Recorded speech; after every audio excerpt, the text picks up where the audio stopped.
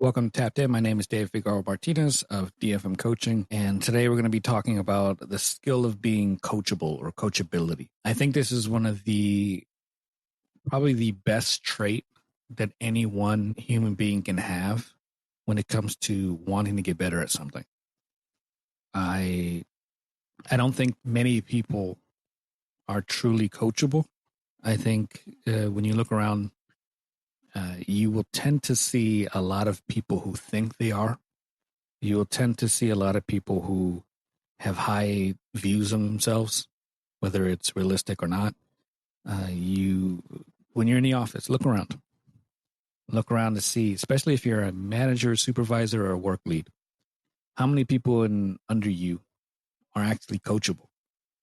Look around your coworkers. How many of them are actually coachable? It's not as easily come across as you would think. And I think most people don't like to being coached, honestly, because there's a form of it requires you to open up and accept something about yourself that you may not be ready to accept.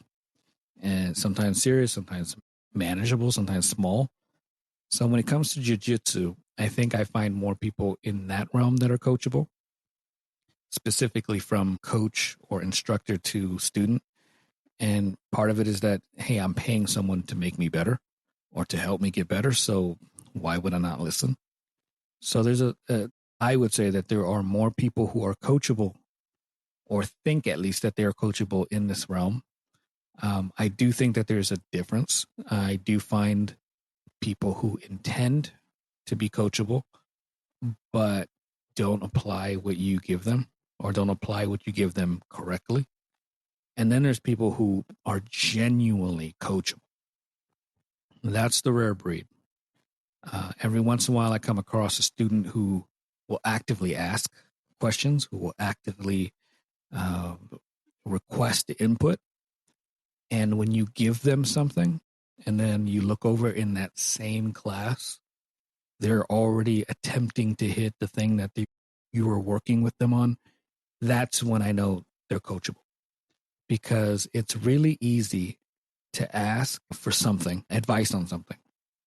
And in the element of jiu-jitsu, if I ask about this situation, this technique, that is probably not my A game. And if I go into the round and I'm losing, I may not want to put this A game or this technique that I just got feedback on into the match. Like, they're sitting on the bench right now. They want to get in. They want to get some playing time. But I'm too close to losing, or I am losing, or I'm in a bad spot. I don't feel comfortable putting them in because they don't have time-tested game time, so I don't put them in. Or I think that I can win without them, so I go right back to my A game, and I don't spend any time developing that. And that's very common. Some people just fear losing, whether it's because they don't want to look bad in front of the instructor, which who gives a shit, or they don't feel, or it's a confidence issue where I can't have another round of losing. So I don't want to rely on things that I'm not super confident about. But at the end of the day, most of the growth you're going to have as a jiu-jitsu instructor, or as a jiu-jitsu practitioner, I should say, is those moments where you suck at a technique, but you're going to have to give it its playing time. You're going to have to throw it in the game, and you're going to lose, and that's fine. But when you're as an outsider and you're the coach, you actually want to see the student who says, hey, I could win this round using my A game, but I already know that. It's my A game.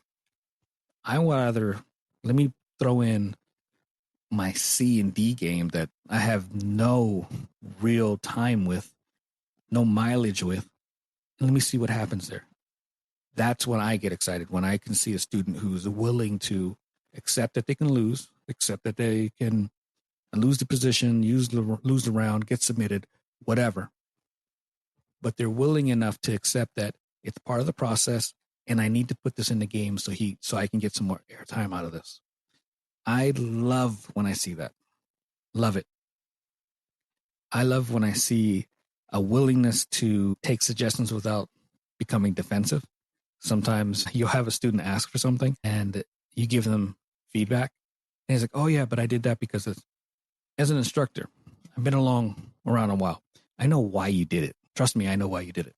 I don't need to know your thought process on it when it comes to that specifically. I know why you went to this or why you framed a certain way. But what I needed you to do was this. So when I can get a student who says, oh, okay, got it, without putting in the, yeah, but I did it because of. Now, sometimes that's an accurate response, like maybe during a competition where you can't move around the mat when you're a coach. You're sitting table side and you can't see the other side. And maybe you're calling something out and they don't do it. And then after the match, they tell you, yeah, I couldn't do that because he had a grip on my knee. I, as a coach, couldn't see the grip, obviously. I can't feel the weight because I'm not there. Okay, that makes sense. Those are aspects that I can't feel, can't see from my vantage point. Those responses make sense because then I can tailor my question a bit or my response a bit different. Oh, he was grabbing your knee, so I need you to do the X. I need you to do Y. I need you to do this or that.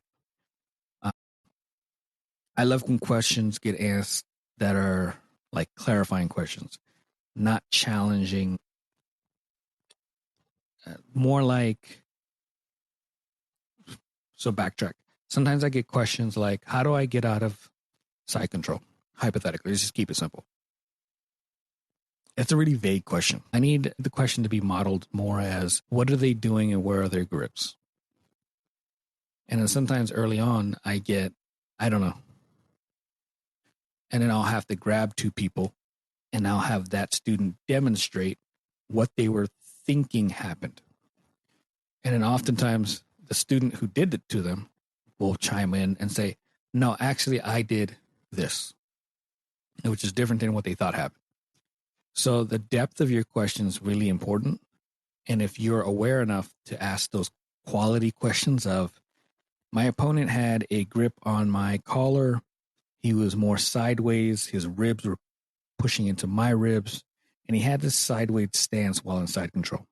Okay, that's very specific. It's clarifying to me of what exactly was going on. If I ask further questions, was he heavy? Was he light? Did he feel like he was kind of hovering? Those things add up to the better equation or the better answer that I can give you when you can give me solid questions and a scenario to build off of. View feedback as fuel instead of criticism. We are not tied into our jiu-jitsu games as much as we think they are. Your jiu-jitsu game is, yes, it's based on your DNA and what you've gone through and your body type and all these other things that are specific to you. But it's not your identity per se. So if you're going down a path and I'm looking at it and I'm like, I don't know if that's the best thing for you. You don't have to take my advice. But when I say, hey, because of your body type and the things that your skill set right now, I think you should develop this instead. You don't have to take it, but don't accept it as criticism that what you were doing was wrong. It wasn't. It just may be wrong for you at that moment. When you get more advanced, sometimes the things that we were really like, we thought was cool and exciting, that's when you can develop those things because you have a good foundation under you. If you're a white belt, blue belt, and you're chasing down this certain technique and it's not quite working, and a instructor like steps in and says, hey, I really think you should develop this instead, it's often because it creates a better structure for you to then tackle the other things that you want to tackle. It's almost like skipping a grade. When we skip that grade, there's a lot of information in the middle that unless you're really athletic or really bright or really whatever to make up the difference, most of us are going to miss a lot. So don't take any of the things that we give as instructors as criticism. View it all as a form of fuel and something that you can build on. Practical humility and curiosity are, in my opinion, the frameworks of coachability. Understanding that I'm going to give you feedback. It's not harmful to you. It doesn't say anything about you as a person. It just means, hey, we're doing a couple of things wrong here. We can frame this a little different. We can approach it differently. We could put a technique aside and decide, hey, I want you to build off of this technique first so that that other technique actually has something to sit on. And then having that genuine curiosity is a massive asset when you want to be coachable, because then it feeds the questions, it feeds the eagerness to get better, it feeds past the losses, it feeds past the feeling of like, oh, I'm not getting this. Curiosity is massive. I never want to kill someone's curiosity. I actually want to feed it. So I sometimes give feedback in little bursts. I don't give them the entire answer. We're like, hey, you can do this technique, then follow it up by this technique and follow up by this technique. I give them just enough. I'm like, I want you to work on this. And then when you come across a problem that you don't have an answer to, come back to me. We'll figure out that part. And you're going to come across several problems over the course of time. Spend some time trying to figure it out. But if it's not working, come back to me. Often what gets in the way of coachability is this weird thought of perfectionism, that huge problem. Your pride can get in the way. Overthinking can get in the way. And if you have any trauma from past coaches, any previous trauma, period. But like if you come from a school where the coaches were maybe too domineering or too harsh with their criticism of you, that will sometimes get in the way of the good coach trying to coach you. And you won't be as receptive because you've been burned with criticism and the coach's gaze. Hey, we've all been in certain rooms where, or even in work, where a supervisor looks at you a certain way and it makes you shrink. You said something, you suggested something, and they look at you in a way that makes you feel stupid or dumb or inept. Like, so then you don't want to suggest anything. You don't want to ask questions. The same happens in jiu-jitsu, where you've had bad coaching in the past and you don't know how to really broach the subject and get past it. When you have good or great coaching in your life, you're never going to feel dumb for asking a question. You're never going to feel dumb for making a mistake. Good coaching will actually want you to make the mistakes. I want you to learn from the mistakes that you make, and I want you to make a lot of mistakes, because the mistakes are what foster the D&D aspect of your training. It's what really ingrains why you have to do certain things a certain way. Ways to become more coachable: practice listening without responding or feeling like you need to respond. Absorb everything that you're getting in. You don't have to respond right away. Like sometimes I'll offer something and then I get a response, but don't do that. Listen fully. Embrace what's being said. And if you follow up with quality questions after that, then it'll feed into more information being shared. Implement what you're being taught, regardless of what the failure rate is, and then analyze what the failure rate is afterwards. Try not to sit in your emotions when you fail. It's one of the biggest killers sometimes. People who go home upset because they got smashed all day. It's part of the process. Don't sit in your feelings too long. Embrace them a little bit, throw them off to the side, get back to work. Ask for feedback specifically on specific things that you're doing. Reflect after training. You can journal, you can write, you can sit and think, you can record your rounds and review them. These are all great things to do. I highly recommend doing the recording of the rounds. I actually will, if you send me your videos, I will actually edit them, suggest things. You can see the markings on the video. You can hear my voice explain the technique or an option that you had or something you did well or something that you should improve on. And then I send it back to you and you can keep it. But anyways, I'm hoping that this helps people who feel like maybe they struggle with getting the most out of jiu-jitsu. Maybe you're not quite as coachable as you think.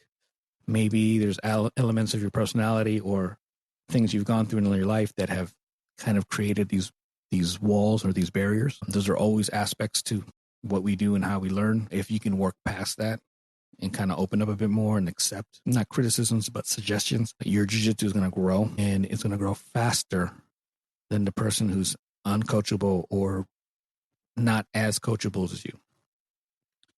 If you like this content or anything like it, follow, share, comment. I highly suggest signing up for BJJ Mental Models Premium. You can use Figueroa-Martinez, all one word, Figueroa Martinez. Get a discount.